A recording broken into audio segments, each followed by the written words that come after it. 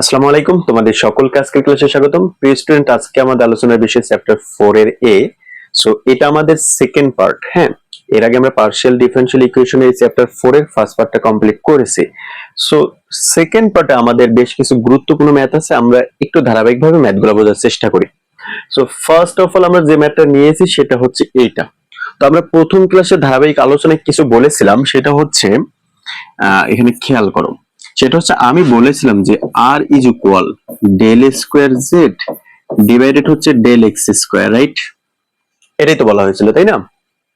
আচ্ছা, T equal কি বলেছিলাম? বলেছিলাম যে ডেল স্কোয়ার জেড ডিভাইডেড হচ্ছে ডেল ওয়াই স্কোয়ার। আর এস ইকুয়াল কি বলেছিলাম? এস ইজ ইকুয়াল বলেছিলাম যে ডেল স্কোয়ার জেড ডিভাইডেড হচ্ছে ডেল এক্স ডেল ওয়াই। তো উপরে তো সবগুলা সেম, উপরে তো সবগুলাই সেম, রাইট? সো উপরে যেহেতু সবগুলা সেম আছে, তো আমরা উপরের গুলাকে দেখবো না, আমাদের প্যারা নাই উপরের গুলা দেখা, আমরা নিচের গুলা দেখে মনে রাখার ট্রাই করব। যে ডেল এক্স স্কোয়ার হলে আর, ওয়াই স্কোয়ার হলে টি, আর ডেল এক্স ডেল ওয়াই হলে এস। কিন্তু এই মানগুলো অনুযায়ী তো আমরা এখানে মান বসাইতাম, রাইট? তো আমরা এখানে ভ্যালু বসাতে পারতেছি না, কারণ আমাদের মানে যে বেস্ট যে পজিশন, যে বেস্ট যে অবস্থানটা, সেটা আমাদের এখানে কিন্তু নেই, বুঝছো? অর্থাৎ এখানে অতিরিক্ত একটু কাজ করে আছে, সেটাকে আমাদের কাস্টমাইজ করে নিতে হবে। সো কিভাবে করব? আমাদের এখানে থাকা উচিত ছিল, প্রথম পদটা এইভাবে থাকা উচিত ছিল, ডেল স্কোয়ার জেড ডিভাইডেড হচ্ছে ডেল এক্স স্কোয়ার, উচিত ছিল কিন্তু থাকা, কিন্তু সেটা আমাদের নেই। তো আমাদের সেটাকে ঠিক করে নিতে হবে। তো কিভাবে? দেখো আমাদের পদটা কি আছে, দেখো তো, ডেল কিউ জেড ডিভাইডেড হচ্ছে ডেল এক্স কিউ। অবশ্যই এটাকে আমরা ঠিক করতে পারবো, তাই না? দেখো আমাদের del square z by del x square আমরা কিন্তু রাখবো, রাখার পরে আলোচনা।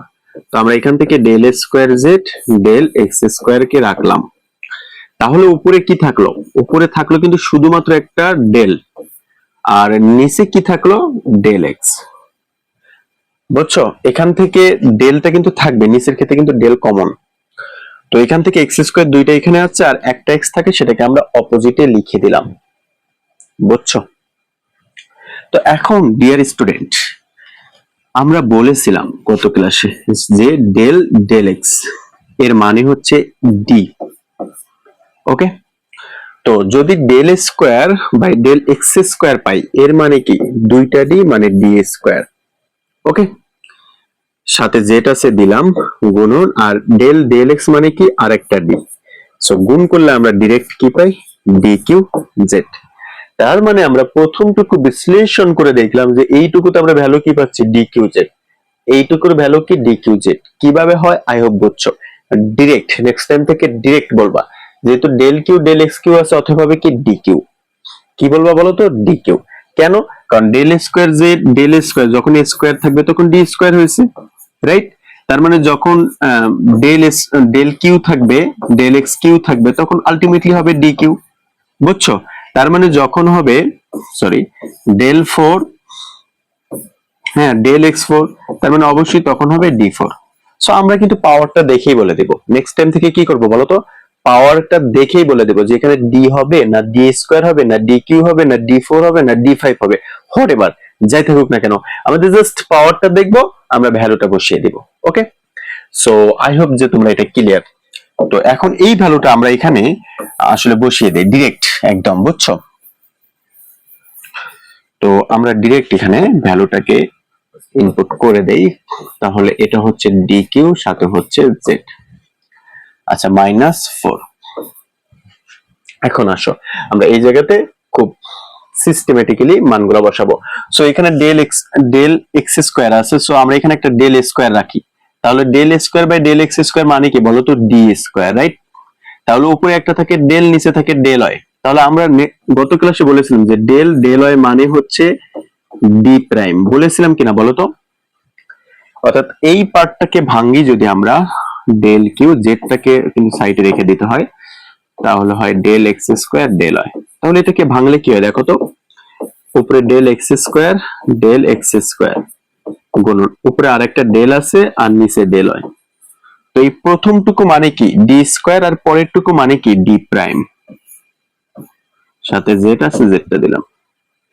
ওকে, সো পরের কাজটা আমরা খেয়াল করি 4।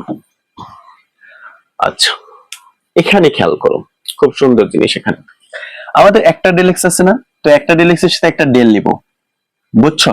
নিচেরটা দেখে কিন্তু খেয়াল করবা, একটা ডেল এক্স আছে, অর্থাৎ উপর থেকে আমি একটা ডেল নেব। এখানে ডেল এক্স স্কোয়ার ছিল, উপর থেকে ডেল নিচে কয়টা বলো তো? দুইটা। ডেল অর্থাৎ এক্স স্কোয়ার আছে দুইটা, উপর থেকে ডেল নিব কয়টা? দুইটা। এক্স আছে একটা, উপর থেকে ডেল নিব কয়টা? একটা। ওকে, সো তার মানে একটা ডেল এক্স মানে হচ্ছে শুধু ডি, আর উপরে থাকে ডেল স্কোয়ার, নিচে থাকে ডেল স্কোয়ার, তার মানে কি ডি প্রাইম স্কোয়ার, অর্থাৎ দুইটা ডেল হয় আছে, ডেল ডেল হয় আছে এখানে, বুঝছো? এখানে উপরে দুইটা ডেল আর নিচে ডেল ওয়াই স্কোয়ার, সো এটাকে করলেই তো del square by del y square. এর মানে হচ্ছে এখানে একটা ডি প্রাইম গুণন এখানে একটা ডি প্রাইম, মানে হচ্ছে ডি প্রাইম স্কোয়ার হচ্ছে দুইটা, ইজ ইকুয়াল 0। সো এটাকে কনভার্ট করাটাই ছিল মূল গুরুত্বপূর্ণ কাজ, বাকি কাজটা একদম সহজ, পানির মতো। ওকে, সো দেখো বাকি কাজটা কত ইজি, আগে যে ম্যাথগুলো করেছি সেম। সো এখন ডিয়ার স্টুডেন্ট, আমরা অক্সিলারি ইকুয়েশন বের করব। Auxiliary equation is equal, auxiliary equation সমান কি দাঁড়ায়? আমরা কি বলেছি, যেটাতে প্রাইম আছে ওটা একেবারেই বাদ, ওটা একেবারেই কাটা। আচ্ছা, এর আগে আমরা একটা কাজ করতে পারি। আচ্ছা, এখানে একটু মিসিং দিয়েছে, আমরা কিন্তু জেডটা কমন নিব, বুঝছো? জেডটা কমন নিতে হয়। So d q minus 4 d square d prime plus 4 d d prime, এটাতে আবার এ স্কোয়ারটা কিন্তু এই যে এইটার সাথে আছে, আবার জেড এর সাথে ধরো না, হ্যাঁ? সো সাথে থাকে ডি প্রাইম স্কোয়ার, সাথে থাকে জেড, সমান হচ্ছে 0। তো এখন আমরা অক্সিলারি ইকুয়েশন বের করব। Auxiliary equation is equal, so যেখানে আমরা ডি প্রাইম পাবো ওইটা একেবারেই বাদ, ওইটার হিসাবই বাদ, ওইটা একেবারেই আসবে না। সো বাকি থাকে কি ডি, যেখানে ডি পাবো সেখানে বসাবো এম, পাওয়ার যা আছে তাই, মাইনাস 4, যেখানে ডি পাবো সেখানে কত বসাবো? এম, পাওয়ার স্কোয়ার আছে দিলাম, প্লাস 4, যেখানে ডি পাবো সেখানে কি বসাবো? M, is equal 0। শর্ত অনুযায়ী অক্সিলারি ইকুয়েশন এভাবেই করতে হয়, ইজ ইকুয়াল 0 অক্সিলারি ইকুয়েশনের সময়। আচ্ছা, আর অক্সিলারি ইকুয়েশনের সময় অবশ্যই প্রাইম গুলা থাকবে না এবং জেডটা কিন্তু থাকবে না। সো এটা কিভাবে হবে এই কাজটা? এটা কি করবা জানো? ক্যালকুলেটর হাতে নিবা, এরকম ক্যালকুলেটর হাতে নিবা, নিছো, নিয়ে তুমি আলফা উঠাবা, ক্যালকুলেটর থেকে আলফা উঠাবা, এন্ড দেন এই যে ব্র্যাকেট ক্লোজ করার আছে এস এন্ড ডি এখানে সামনে, এই ব্র্যাকেটে দিবা তোমার হচ্ছে আলফা উঠাবা, এই ব্র্যাকেট এখানে দিবা, তাহলে কত? এখানে দিবা, তাহলে কত উঠতে আছে তোমাদের বলো তো? এক্স। সো এই সবগুলো পদকে এক্স ধরবা আর কি, তার মানে কি এক্স এর পাওয়ার কত? 3। সো পাওয়ার 3 দিবা, বুঝছো? সাইডে নাও, তারপরে কত আছে? -4, তারপরে আবার এক্স দিবা, কত আছে? এক্স এর উপর এবার স্কয়ার আছে, মানে এম টাকে আমরা এক্স ধরতেছি কারণ ক্যালকুলেটরে আমরা এক্স ধরেই উঠাবো আর কি, প্লাস এরপর কত আছে? 4, সাথে কি আছে? এক্স। এরপরে তোমরা এই যে সিএএলসি, বুঝছো, ক্যালকুলেশনে চাপ দিবা, চাপ দিয়ে বলছে এক্স এর মান কত দিলে এটা 0 হয়। তো এক্স এর মান যদি আমরা -1 দেই তাহলে কিন্তু ফলাফলটা, আচ্ছা এক্স এর মান হচ্ছে যদি আমরা 1 দেই, 1 দিলে কত হয়? 1 দিলে 1 হয়, 2 দেই, 2 দিলে কত হয়? 2 দিলে 0 হয়। অর্থাৎ যদি এক্স এর ভ্যালু 2 নেই তাহলে এটা 0 হয়। আমি একটু বুঝিয়ে দিই তাহলে মনে হয় তোমাদের জন্য সহজ হবে জিনিসটা। তুমি এখানে এই মানটাতে 2 বসাও, তাহলে 2 এর উপর কিউ -4 গুণন 2 এর উপর স্কয়ার মানে 4 প্লাস 4 গুণন 2। সো ক্যালকুলেশন করলে 8 মাইনাস এখানে কত হয় দেখো তো, 4 4 16 যোগ হচ্ছে 4 2 8, এই ফলাফলটা 0 হচ্ছে। তো এই টাইপের ক্যালকুলেশন গুলো তোমরা কিন্তু অবশ্যই ক্যালকুলেটরে করবা। তারপরে তোমরা কি করবা? ক্যালকুলেটর করা যখন হয়ে যাবে তোমাদের, এরপরে তোমরা যে কাজটা করবা, সমীকরণটা যেভাবে এখানে বের করবা আর কি, এরকম দুইটা লাইন লিখবা। তো এম এর পাওয়ার কত? কিউ, আমাদের কত মানের জন্য 0 হয়েছে? +2 এর জন্য, তার মানে উত্তরে নিতে হবে -2। তাহলে আমরা m -2 নিব কয়বার? এখানে যে অক্ষরটা আছে সেই অক্ষরটা নিবে m, তার সাথে -2 দিবা। কয়বার নিতে হবে? 3 বার। কেন 3 বার নিতে হবে বলো তো? এই পাওয়ার দেখে বুঝবে, এখানে যদি পাওয়ার 4 থাকতো 4 বার নিতাম। ওকে, সো এখন এটাকে মিলার জন্য এম কিউ মিলাইতে হবে, আছে আমার কাছে এম, তাহলে লাগবে কি এম স্কোয়ার লাগবে। এম স্কোয়ারের সাথে এম গুণ করলে হয় কত, এম কিউ মাইনাস এম স্কোয়ারের সাথে 2 গুণ করলে হয় 2m স্কোয়ার, রাইট? আমার দরকার হচ্ছে 4m স্কোয়ার, হাতে আছে কত 2m স্কোয়ার, তার মানে আরো দুইটা m লাগবে। তো দুইটা m এর সাথে একটা m গুণ করলে হয় 2m স্কোয়ার। এখন দেখো 4m স্কোয়ার মিলে গেছে, তো প্লাস মাইনাস মাইনাসে প্লাস 2m এর সাথে 2 গুণ করলে হয় 4m। তো আমার সবই হয়ে গেছে, তার মানে এই পদটা লাগে না, এখানে এখানে একটা জিরো দিয়ে গুণ করে দেবো, তার মানে এই পদ আউট। সো এখন খেয়াল করো, এই সবগুলো m-2 মিলে একটা, আর বাহিরের পদগুলা মিলে হচ্ছে জিরো, লেখার দরকার নেই, জিরো আমরা লিখবো না আর কি। ওকে, সমান zero. So dear student, I hope যে তোমরা এইটুকু বুঝে গেছো। হ্যাঁ, এখন খেয়াল করো, তাহলে এখানে m-2, আর এখানে যদি আমরা m কমন নিই তাহলে হচ্ছে m-2 দাঁড়ায়, ইজ ইকুয়াল 0। তাহলে অতএব m এর ভ্যালু গুলো কত কত হচ্ছে, এই m এর ভ্যালু কি 0, এই m এর ভ্যালু কি -2 টা হয়ে যাবে +2, এই m এর ভ্যালুটা হবে কি +2। তার মানে আমরা তিনটা ফলাফল পাচ্ছি, রাইট? 0 2 2। তো যদি ফলাফল একই হয় তাহলে কিভাবে লিখতে হয় আমরা কিন্তু গত ক্লাসে দেখেছি জেনারেল সলিউশনটা। তো অতএব general solution z is equal phi on y plus 0x plus phi 2 y plus 2x plus x phi 3 y plus 2x।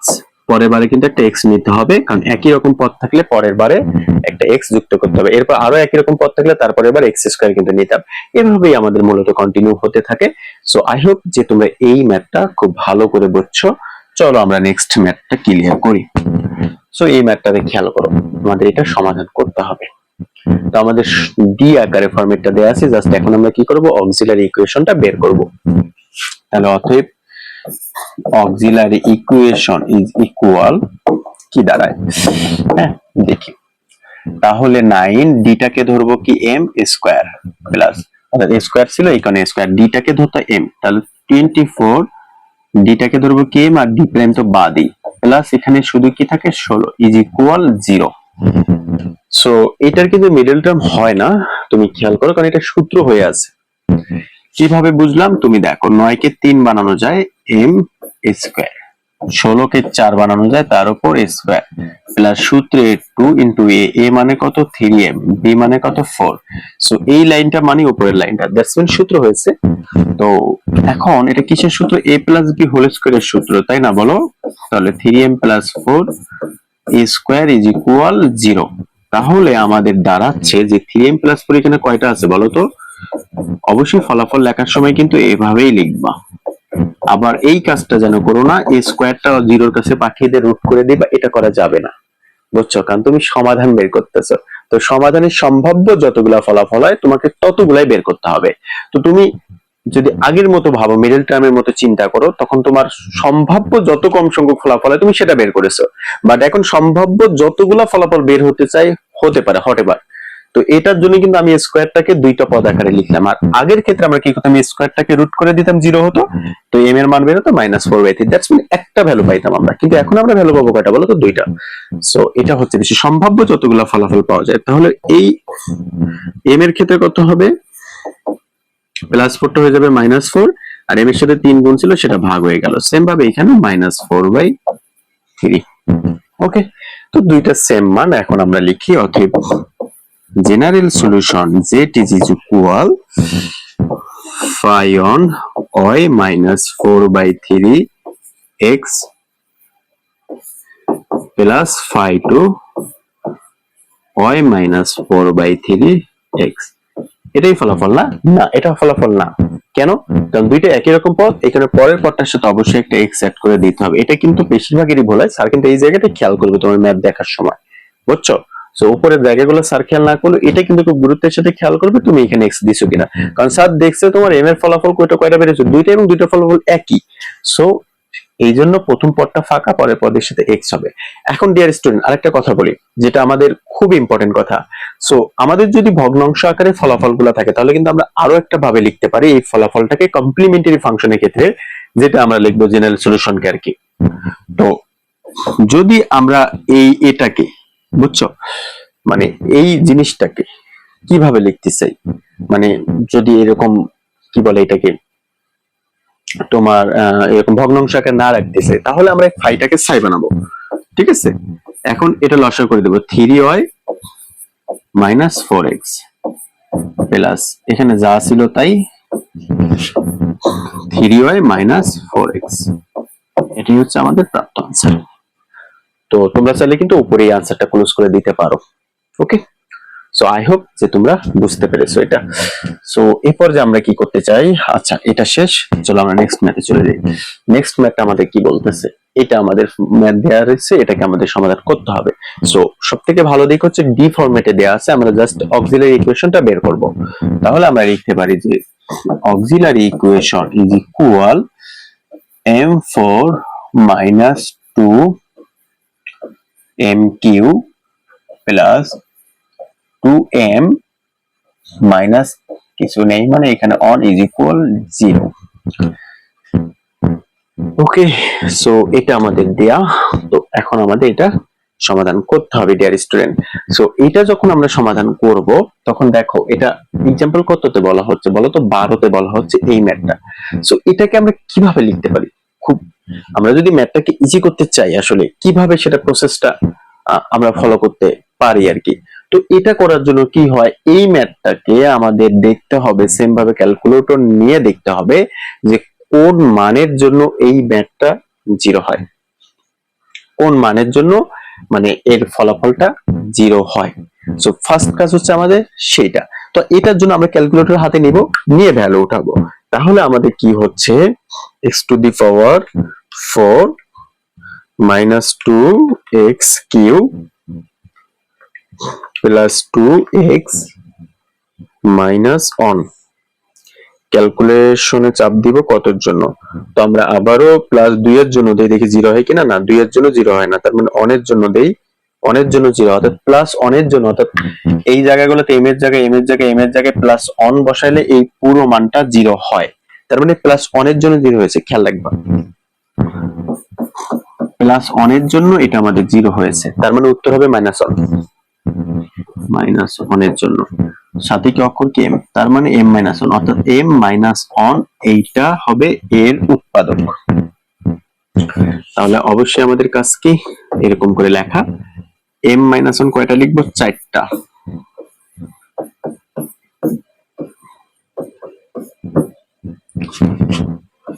m minus 1 কয়টা লিখলাম বলো তো, 4টা। কেন 4টা লিখলাম, ওই যে m এর সর্বোচ্চ পাওয়ার হচ্ছে 4, এটাকে কেয়ার করে আমাকে লিখতে হবে। তো m4 মিলাইতে হবে, আমার কাছে আছে m, তাহলে আমার লাগবে কি বলতো, লাগবে হচ্ছে m q, right. So m q এর সাথে m গুণ করলে হচ্ছে আমার m4 মাইনাস m কিউ এর সাথে অন গুণ করলে হচ্ছে m কিউ। ওকে, আমার m4 মিলছে ফাইন, 2 mq মিলতে হবে, কিন্তু আমার কাছে আছে একটা mq, তার মানে আরো একটা mq লাগবে। তো মাইনাস আমি m স্কয়ার নিলাম, কারণ m স্কয়ার আর m গুণ করলেই হচ্ছে আরো একটা mq হয়ে যায়, মানে এটা মিলছে। তো এখন মাইনাস মাইনাসে প্লাস m স্কয়ারের সাথে অন গুণ করলে m স্কয়ার। এখন উপরে তো আমার কোথাও m স্কয়ার নেই, তাহলে এটা আমার বেশি হয়ে গেছে, এটাকে বাদও দিয়ে দিতে হবে। তার মানে আমি একটা মাইনাস m নিলাম, তো m আর m গুণ করলে মাইনাস m স্কয়ার। তো plus m square minus m square বাদ গেল, উপরেও নাই নিচেও নাই। ওকে, তো মাইনাস মাইনাসে প্লাস m হয়ে গেল, কিন্তু আছে তো দুইটা m, তাহলে আর একটা m নিতে হবে, প্লাস 1 নিতে হবে, কারণ 1 এর সাথে m গুণ করলে m হয়। তো এক টাইম দুই টাইম হয়ে গেল, আর হচ্ছে 1 is equal 0। Okay dear student, I hope তোমরা এটা বুঝছো। সো এখন খেয়াল করো, এই সবগুলো m - 1 মিলে একটা নিব না বলো তো, হ্যাঁ একটা নিব, আর বাইরের পদগুলো মিলে একটা। So mq minus m square minus m plus 1 is equal 0। So আবার যন্ত্রণায় পড়ে গিয়েছি কিন্তু এই ম্যাথটাই আমরা, কারণ আবারও সেম কাজ, আবারও কোন মানের জন্য 0 হয় এটা আমাকে বসাইতে হবে। সো তার মানে একটু যন্ত্রণা আছে, আসলে কতর জন্য 0 হয় আমরা একটু খেয়াল করি। তাহলে আমরা লিখি x cube minus x square minus x plus 1। So আমরা দেখি কতর জন্য 1 দিয়ে দেখি, হ্যাঁ 1 এর জন্য 0, আবারও প্লাস 1 এর জন্য 0 হয়েছে, খুব ভালো। সো প্লাস 1 তার মানে ফলাফল হবে মাইনাস 1, তাহলে m মাইনাস 1।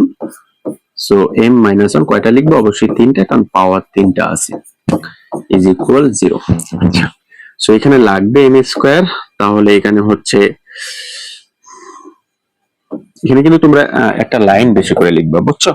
একটা লাইন বেশি রাখবা যখন এই পদটা দেখবা আর কি। সো এম কিউ মাইনাস, লিখে দেই, m q minus m square.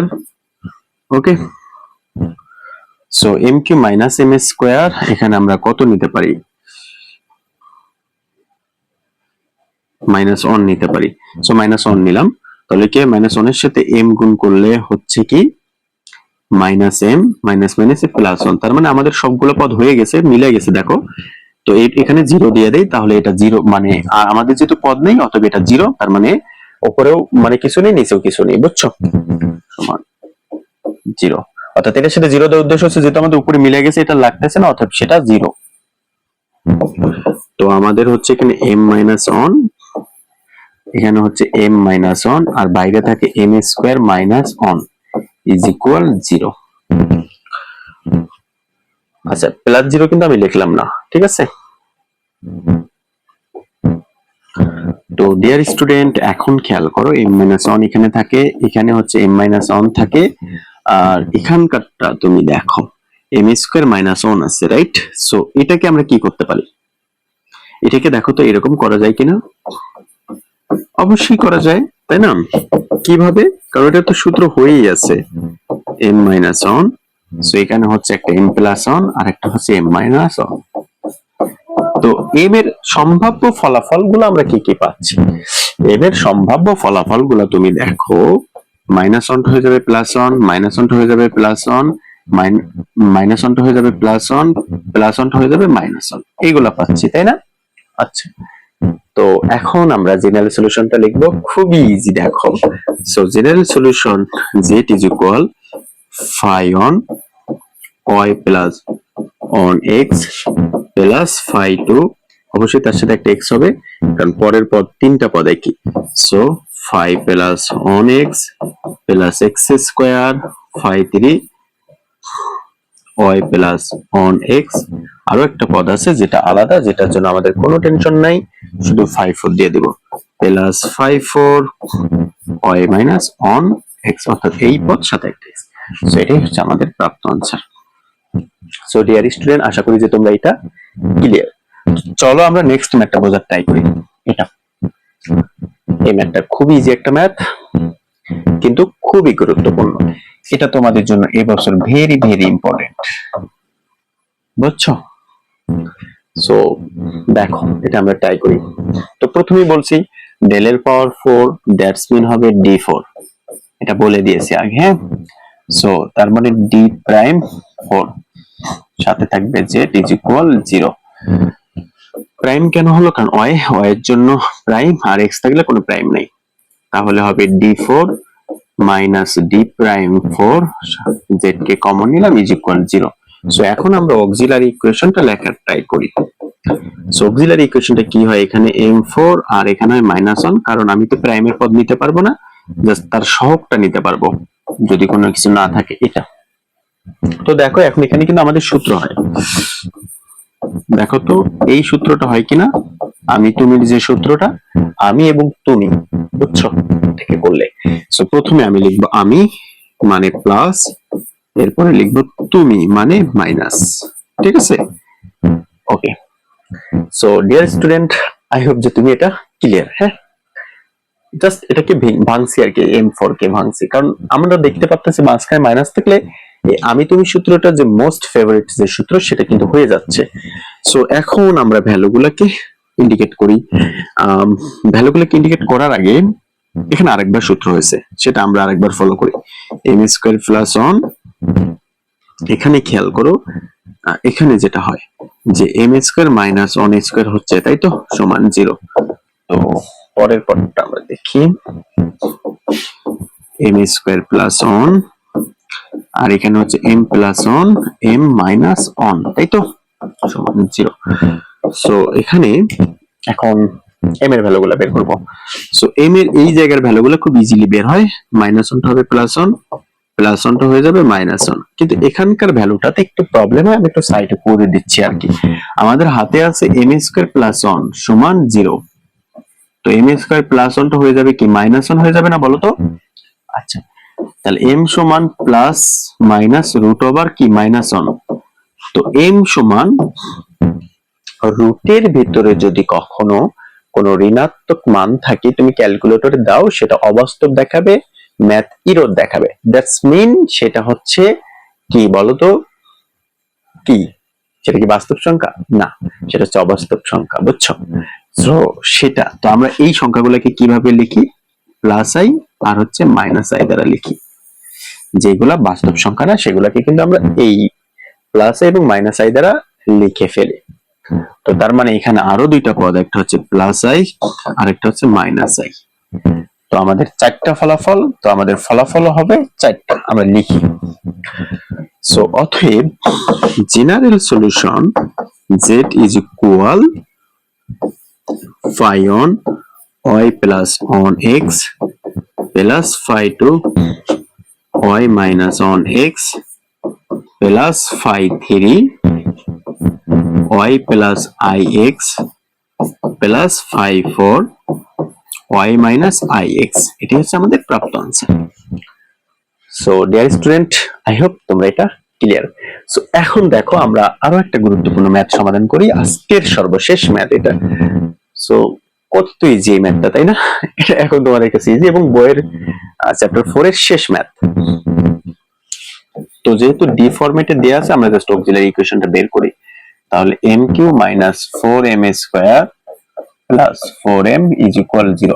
আচ্ছা, এই ম্যাথটা তো আমরা একটু আগে করছি, তাই না? ওকে, তাহলে এটা করেই ফেলছি। একটু আগে এই ম্যাথটা ছিল, জাস্ট আমাদের আগে কাজ করে নেওয়া লাগছিল। এই যে দেখো এই ম্যাথটা,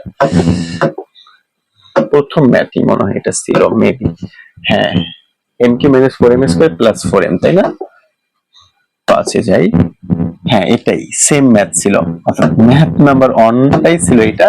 শুধু এখানে আমাদের অতিরিক্ত কাজ করে নেওয়া লাগছিল, তাই না? এই যে এই কাজটা করে নেওয়া লাগছিল আর কি। সো আই হোপ যে তোমরা বুঝতে পেরেছো যে এটা কিভাবে হয়েছে। তো তোমরা ক্লাসগুলো, তার মানে এটা কিন্তু কমপ্লিট, এই ম্যাথ 1 এর মতোই কিন্তু ম্যাথ 5, ঠিক আছে? সো তোমরা যদি ম্যাথ 1টা বুঝে থাকো, এটা নিজেরাই পারবা। তারপরে এটা তোমাদের আমি SW দিয়ে দিলাম, অবশ্যই কমেন্ট বক্সে এটা ম্যাথটা করে দিবা, বা অথবা আমার ইনবক্সে করে দিবা, আমি চেক করে দেব যে তোমাদের মানে কোথায় কোথায় ভুল থাকতে পারে বা কারেকশন হয়েছে কিনা। সো আই হোপ যে তোমরা ক্লাসটা এনজয় করেছো। এই ক্লাসগুলো তোমার ফ্রেন্ড সার্কেলের সাথে শেয়ার করো, যাতে তারাও ঘরে বসে সেরা একটা প্রস্তুতি নিতে পারে। তোমাদের জন্য শুভকামনা রইল আর কে ম্যাথ হেভেন থেকে। সকল প্রকার হেল্প আর কে ম্যাথ হেভেন থেকে পাবা, এবং পরীক্ষার পূর্ণাঙ্গ প্রস্তুতির জন্য অলওয়েজ আর কে ম্যাথ হেভেনের সাথে থাকো, কারণ তোমাদের পূর্ণাঙ্গ প্রস্তুতির জন্য যা যা প্রয়োজন আর কে ম্যাথ হেভেন তাই করবে।